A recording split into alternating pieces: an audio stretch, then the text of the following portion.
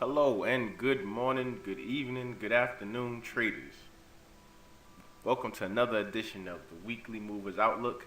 It's your boy Capital L, doing my weekly outlook that I do on the weekends, and I've seen some traders been getting some value from me sharing it, so I want to continue to do that to hopefully help other traders look for the more volatile pairs moving into the week ahead.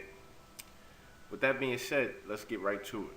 Looking at the previous week, just checking out some of the more bigger mover and shakers coming from the week ahead. We had a lot of news, as I mentioned, and but it was only certain reports that really shook up the market and put some volatility into it. In my opinion, checking out the FOMC minutes on Wednesday, that kind of shook the market up. If you want to take a look, here we got the Australian dollar. Just want to zoom out a bit here, so we could just take a look at the entire week of price action. In the beginning of the week, you see was a slow incline on the Australian dollar. Over here, you can see some big price action, and that's when the FOMC minutes were released. We had a fake out to the downside and continue push to the upside on some possible dollar weakness.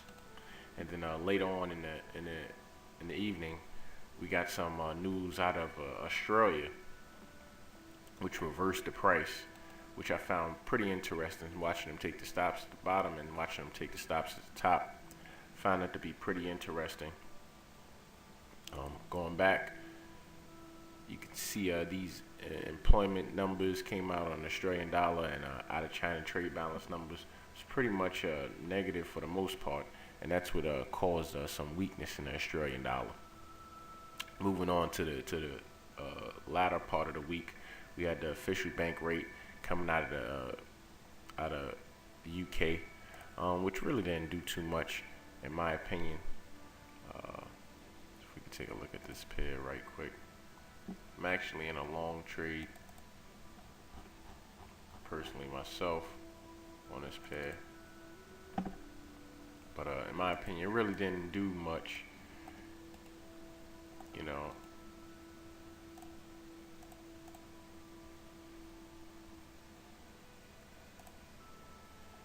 my opinion, really didn't do much on Thursday. You can see the price action right here for Thursday was in this 30-minute. Let's just drop it down to the 15-minute. You can see the price action here on Thursday was pretty typical, but nothing, no super huge candles like this of the FOMC release. You know, so I was expecting some more price action, but honestly, you really can't expect too much unless it's a surprise, and that was really no surprise. The numbers came out just as expected, so it is what it is with that one. But moving on to the Australian CAD, which was the USDCAD, which was one of the more surprising moving pairs later in the week. You can see we got an explosion in price action here on Friday. Pretty much throughout the whole week, it seemed like price action was pretty slow, coming back up into these highs and testing these highs here and pulling back down. Then on Friday we got a jolt in volatility, pushing to the upside, which is basically displaying CAD weakness. And we can see that on Friday that was due to the employment numbers. You know, the unemployment rate was actually a surprise to be a bit lower than expected. Things seem to be more positive coming out the CAD, so having this slightly negative news really surprised the market, and that's why you see a price reflected as it is. And with that being said, that's just a recap of the price action from last week. Without any further ado, we want to get right into the next week and see what the most volatile pairs or the bigger movers is moving into the week ahead. Let's check it out.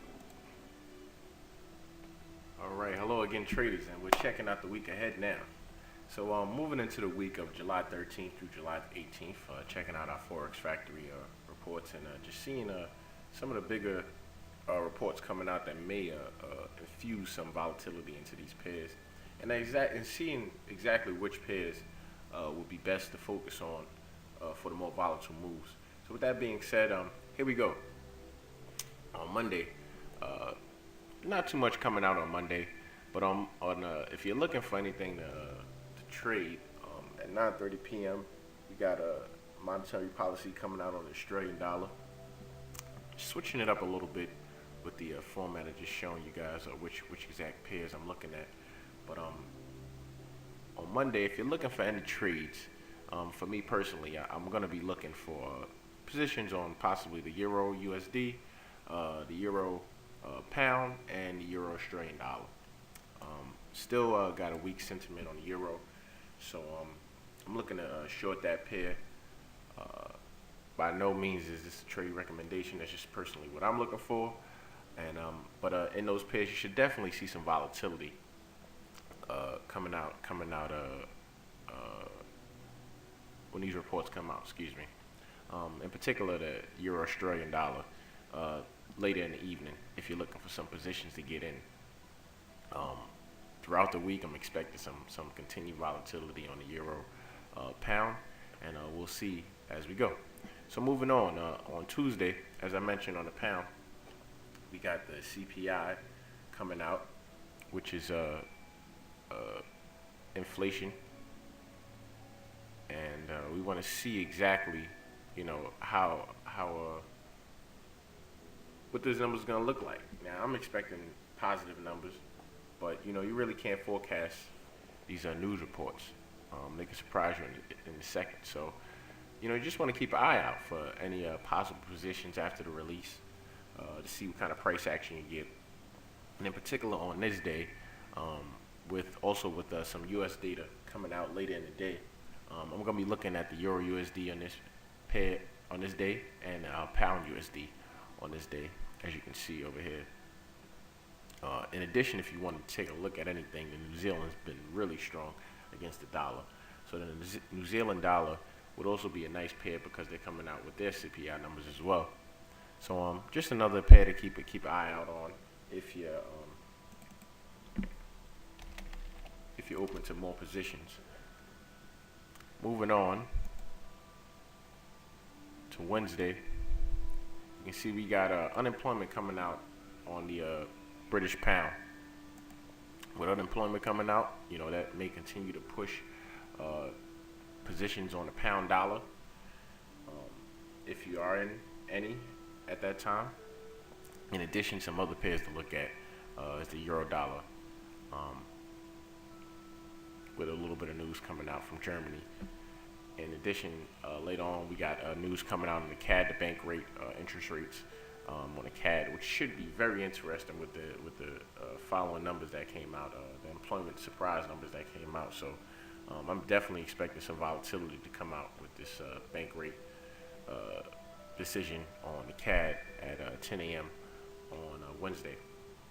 So definitely keep an eye out for that. That'll be a real possible mover there. That may give some good price action to your targets if selecting the correct direction.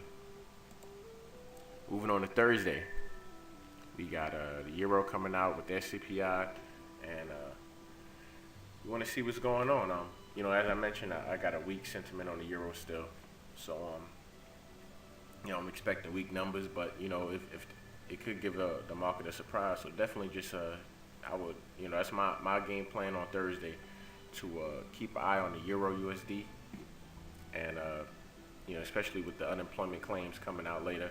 I'm not really expecting the market to shake up too much, being that last week we had the non-farm and all those employment numbers on a dollar. But there's definitely a possibility for some volatility to get put into the market around 8:30 a.m. on Thursday. In addition, on Friday,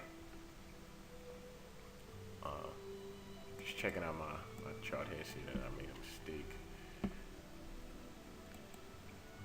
So as I mentioned on Thursday, we wanted to look at the Euro USD, if possible if we're not in any any positions as of yet at that point. And also the USDCAD may also be setting up for some possible positions.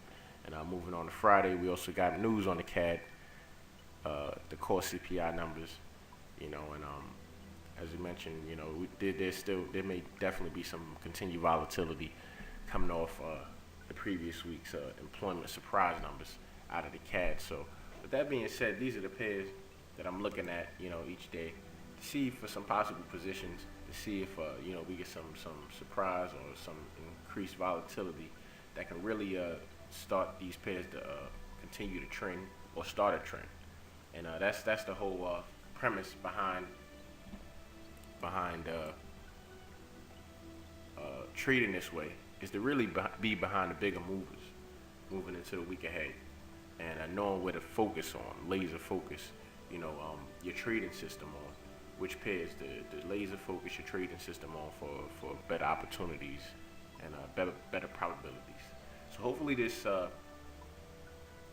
review has been helpful to you, and if so, please comment, like, and subscribe, and let me know how I can improve it in any way. By no means are these trade recommendations. It's just simply a tool for you to use and just observe and see exactly which pairs are the most volatile moving into the next week. So with that being said, happy trading.